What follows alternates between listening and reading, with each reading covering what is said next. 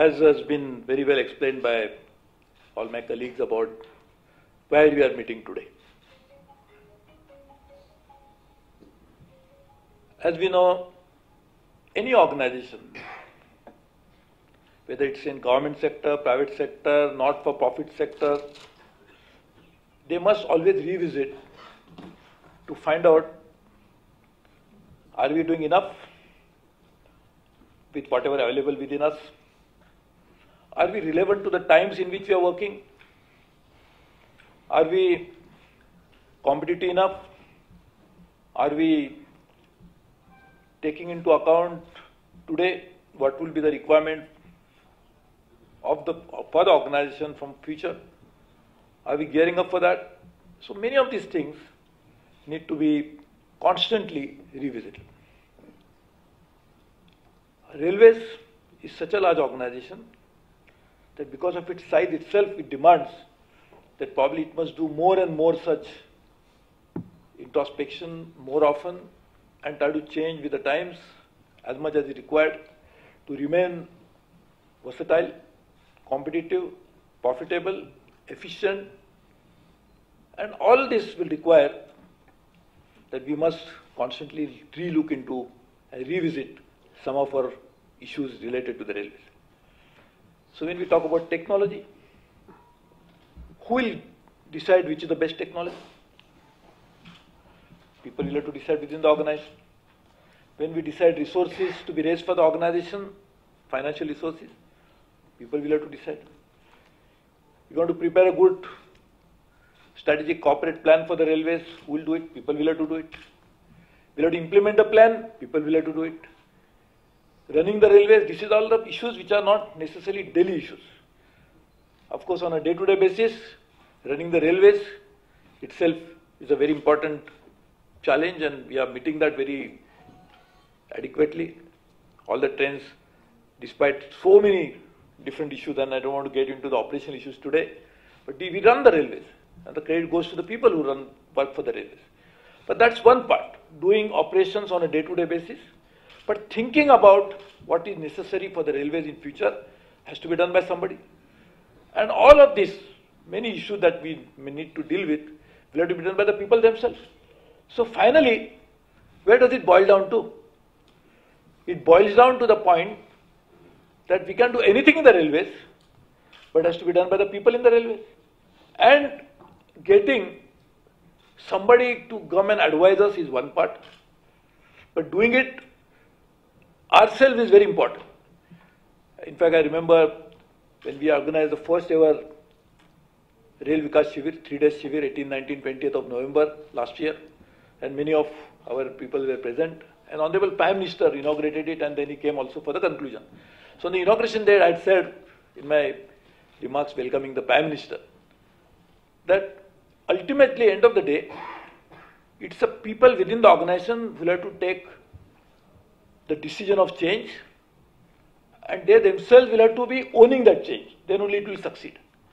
And I have given an example of a doctor and a patient. That patient is the best doctor himself. Because who can know your ailment better than the patient?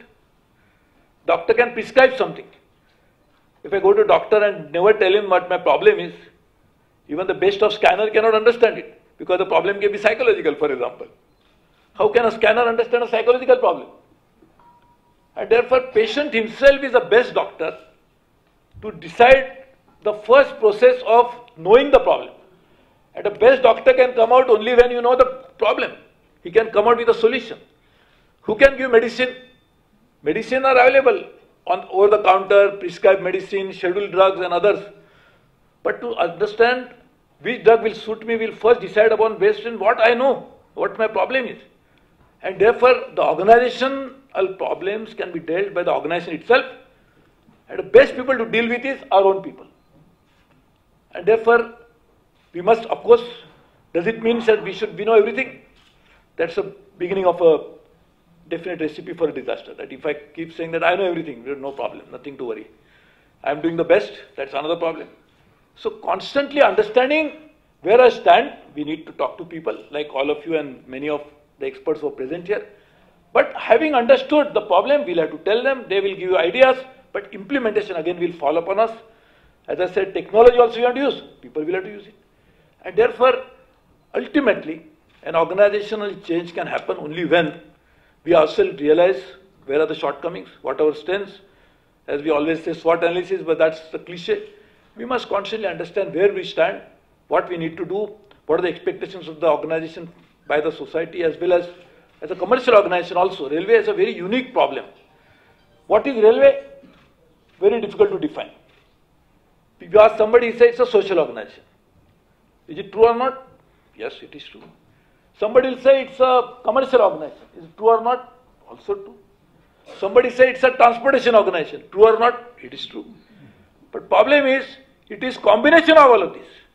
And therefore, we have multifarious expectations from everybody. People expect to railway make massive profits. Definitely possible. At the same time, people expect that the poorest of the poor must be able to travel at the cheapest of the price. People expect the best of food in the railways. 7 star. They say, तो ठीक नहीं पूरी भाजी दिया उसमें test बराबर नहीं था ताज में अच्छा मिलता है. So we can give better than Taj. As Maharaja Express is running, we give it. But then can people pay the 7-star price for the puri bhaji in railways? They cannot. And we understand that. And we are not expecting people to come and pay for the puri bhaji charges in railways from that. But that is why the railway, being such a heterogeneous organization with such expectations of different kinds and conflicting with each other. For example, profit is possible. But profit cannot be achieved by meeting social obligation at the same time. So if you want to meet social obligations and also make profit, there has to be a trade-off. And that is why the railway faces many of the issues. But I am not getting into those issues also today. I am just talking about organization which is as complex as this, which is as huge as this, which is such a reach in the country and so critical infrastructure for the country. People don't understand the implications of railways. Railway is the most important strategic asset of India. You cannot meet any strategic needs of the country unless you address railways. Who comes first during the war? All our coaches will be requisitioned, we'll send them.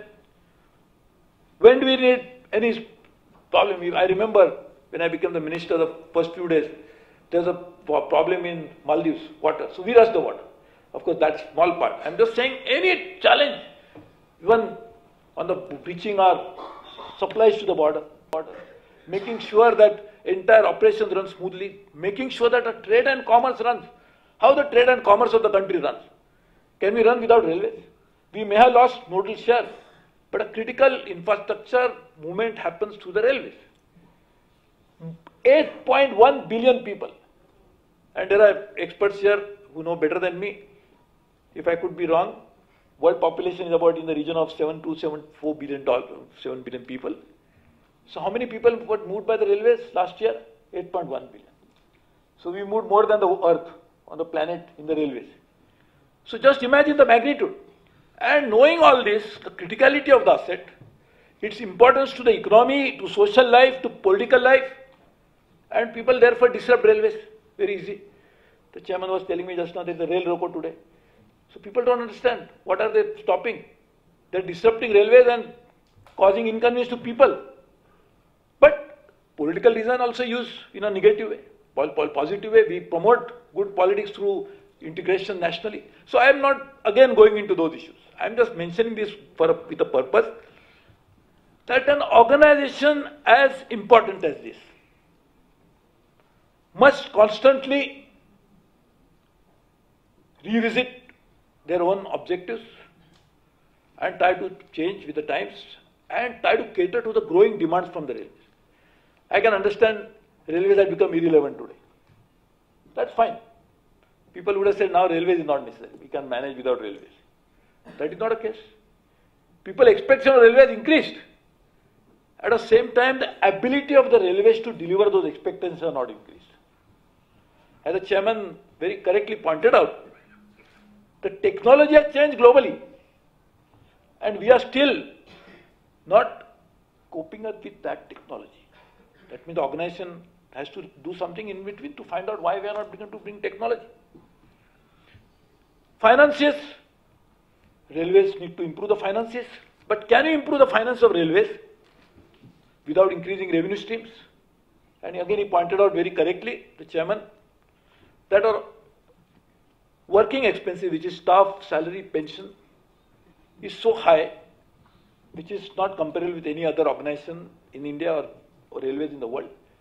But that doesn't mean that we have to reduce that, but how to optimize the use of that cost and do this. So that's one part of finances is this.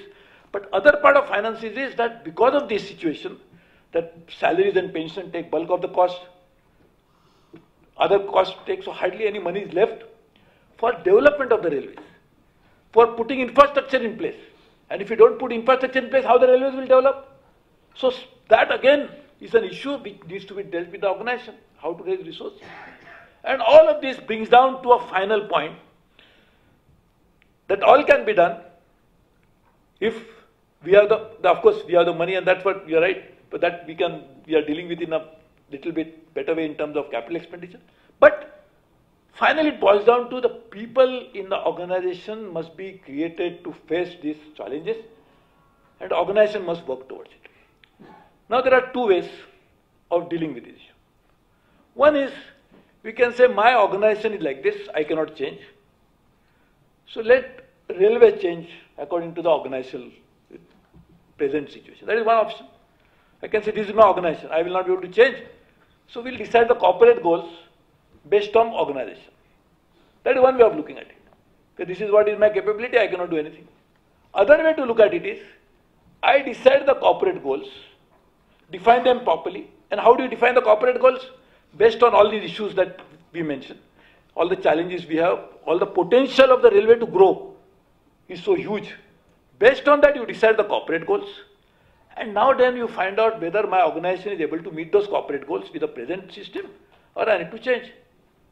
Which is the better one according to you? Is the first one better?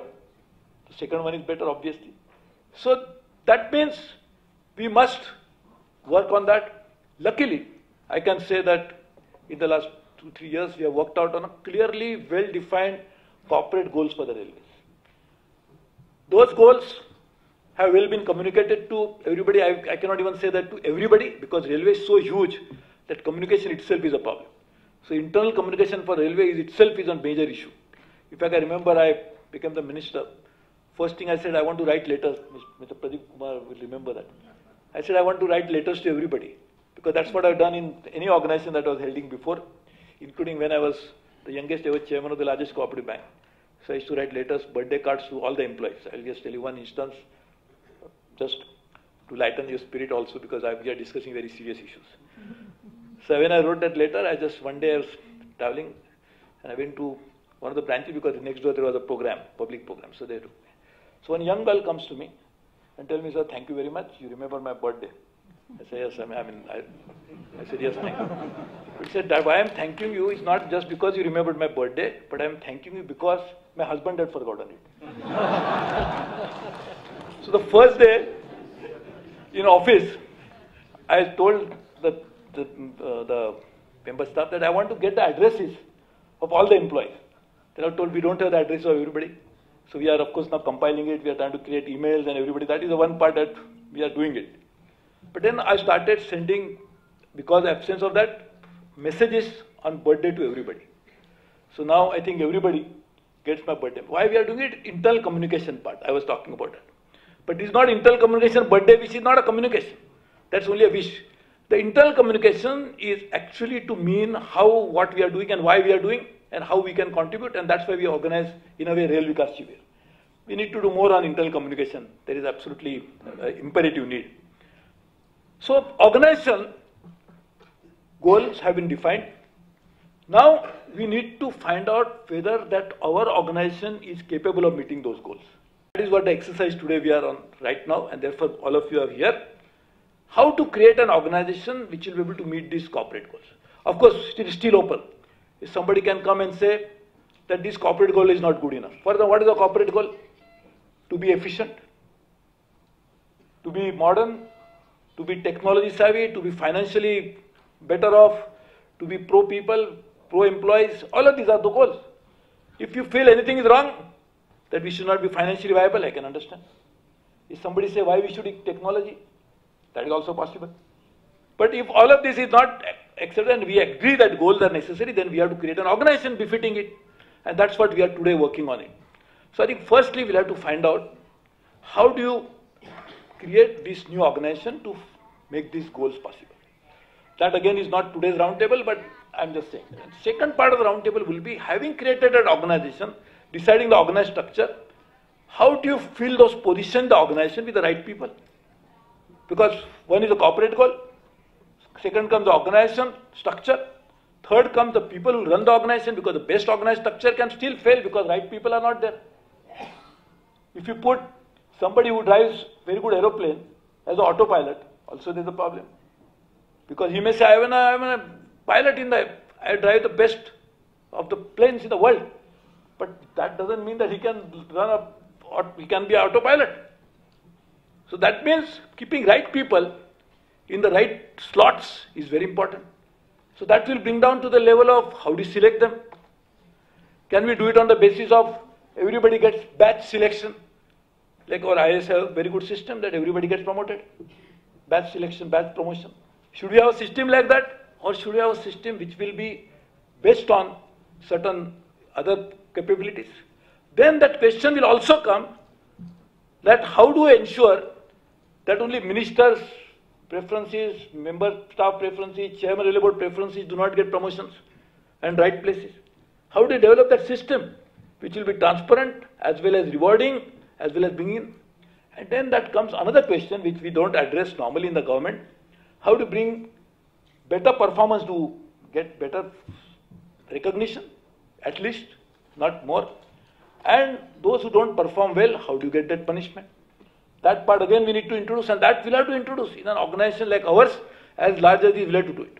For example, when we are implementing projects of this year 1,31,000 crores, in addition to that, if somebody completes a project in record time, saving 10% of money for the railways, why should that team which implemented a project should not get something? And if somebody delays it and it costs so much of money to the government, why should he not be penalized? So I think all the issues will have to be dealt with, and that is what I am sure you will deal with those issues.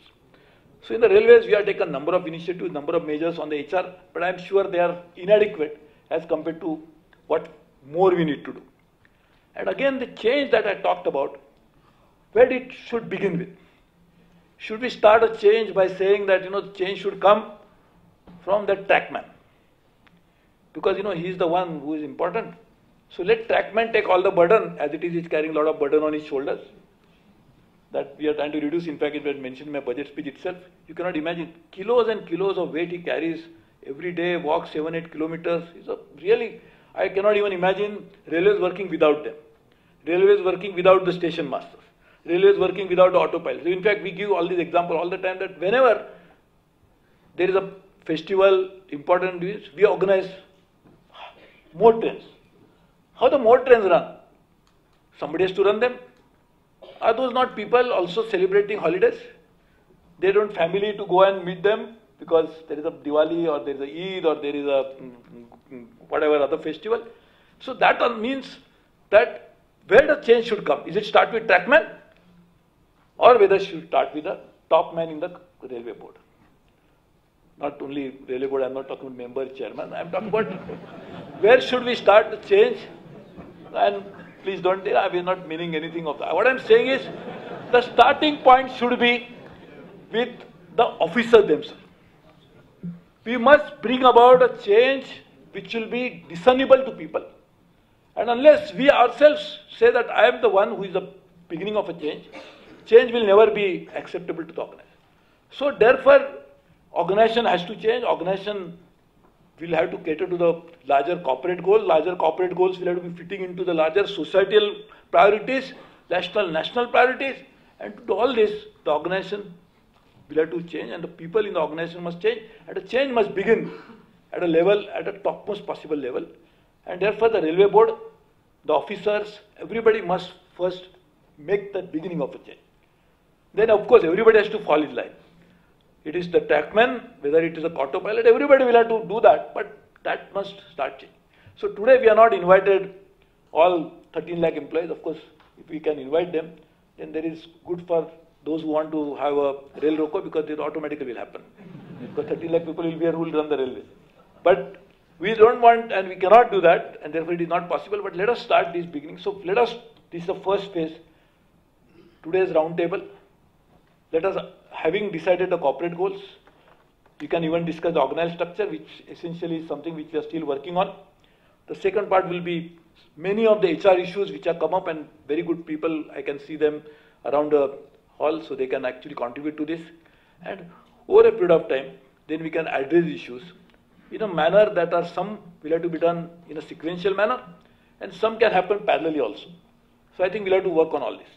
One of the things we really need to think about, because I just mentioned organized structure, is that where should more people be and more attention should be, where the more action should be in the railways. Whether it should be more in the railway board, whether it should be more in the zones, or whether it should be in the place where the most revenue for the railway comes in, where the cutting edge of customer service happens, where the running operations happens, where should it be the biggest attention? All of you will agree that it must be at the lowest possible level. So it should be, you can say station, you can say the lowest of this, but at least divisions are the ones which should be really be on the focal point of development, because divisions are the one where the highest action takes place. It's not only a DRM. Again, easy to say that only DRM should change. DRM can obviously be one person, but he's heading the division. So division as a business unit, to begin with, should be the focal point of our activity. And then we can say that if the divisions are going to do most of the things, and they are doing most of the things, including getting revenue for the railways, including running service for the railways, including implementing some of the projects for the railways, because even construction division will happen through that, then question will come, what are the functions that should be discharged by other organizational levels? At least few organizational levels, few subjects, whether it is technology, because if every division adopts technology, then sometimes we say the more the beautiful, not for the railways. Everybody uses different technology, then best of technology coming to the railways, but railway won't move. We have to have somebody at corporate level decide the technology. Somebody at a corporate level need to decide about how to raise resources for the railways, financial resources. Somebody must look at how corporate planning should go in, that should be decided in the railways at some broader level. Fourthly, something to deal with internal audit, because if you delegate so much, then strong internal controls to precede internal audit must put in place. And all of these things can happen provided we have a large proper structure. So I think that again is something which we are thinking about, not yet finalized, but we are on the lines of thinking how to make our divisions as most cutting edge of delivering services to the people and becoming more and more profitable. Just imagine every division becomes profitable. Railways will become profitable. If every division is not making profit, and railway board, can it make profit independent of that? Can a zone make profit unless divisions make profit? So all of this will happen, and unless each and every division implements your corporate goal, how can the railways implement it? So it will finally boil down to the lowest level business unit, and that we need to think about. And if we want to think like that, then we must think about how that leaders for an individual division must be selected, how his team should be selected. That person also must have the authority to deal with all these issues, whether they are HR issues. It's like running a business at that particular level. And anyway, let's mind you, railway is actually a business. We are rendering social services a different thing. But we are actually running a most complex business in the world in the railway. And that has to be done in a proper manner, and will continue to shoulder social responsibilities. We have no issues with that, provided we also develop a mechanism how to actually share the public service obligation. In fact, already working with the Niti Aayog to find out how that can be shared, but that's not the part of today's discussion. But I'm just saying railways can even do a much better job in terms of public delivery, provided we become more efficient, stronger, and more vibrant. And to make that, we need organization. To run the organization, we need people. To run the organization, the proper mean, we just don't need people, we need the right people in the right places. And that's what is the endeavor of this roundtable. Today, again, organization has to be a learning organization. So as I said in the beginning, if you say, I know everything, that's the problem. So today we are saying we don't know anything, please tell us. And that's why all of you are here, including our own people. So we, of course, talk to them on regular issues about this. In fact, railways must be very proud of the fact that we have got very good relations with our federation. Despite the fact that the most unionized organization anywhere in the world is railways. And despite that, we have good relationship, but that's not HR. That's IR. That's industrial relation. We want to take IR at the right level, but we want to also use better IR for better HR. Because we can do better HR only when we are going to a good IR. If I talk about all these policies and the employees say we are not opposed to it, because we don't want to talk to you. How do you implement? And therefore, it's a good beginning, good foundation is a good relations with our federation that are all stakeholders. And that's what brings out to another point which I said earlier, that you can never do a change unless people themselves think that a change is necessary. Our job is to tell people, see, these are the challenges, and therefore we must meet those challenges like this. In fact, when I became the railway minister, I came out with a white paper, not something which some wisdom dawned on me from somewhere. Our own people prepared. I presented to the parliament. Subsequently, 2 budgets have clearly addressed each and every problem that is mentioned in the white paper. Do you mean we have solved the problems? No, but we are on the course of doing that. In fact, we are working, and these are all together are the corporate goals also. So I was just saying that at best this is like a vision, which I was saying good organization, better. But our clearly well-defined corporate goals are integrated into the budget speeches, which are under implementation. And therefore, we think that to come out with tomorrow's requirement, we should try to create today's organization, which will be lasting for several years. In fact, we should be proud of the fact that we have run the railway so well for 150 years. But why could we run for 150 years? Because a lot of thinking must be constantly going on into this. We want to run this organization for another 1,000 years. And that's why we must think about it today. And that thinking, I'm sure, will happen through this intercourse between us and you, and trying to come out with a proper ideas which will be implemented. In fact, as Mr. Pradeep Kumar said, we have a number of roundtables. This is the series of that. And you cannot imagine even on the subjects on which we are, and so useful. Top class experts have come, participated, our own people, each one of them could talk to each other. And I think we are trying to take that forward anyway. So this will be the outcomes of this, again, will be followed up very seriously. I thank you again for being here. I hope that whenever railways new history will be written after several decades, people remember this roundtable as a starting point of change. That organization was much badly needed. I'm sure you will all be the contributors to this change. So thank you very much. Congratulations to all of you. Thank you.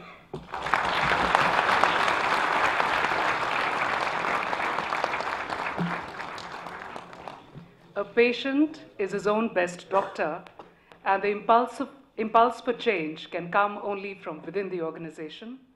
Ours is a learning organization. Thank you, sir, for setting the tone for today's proceedings.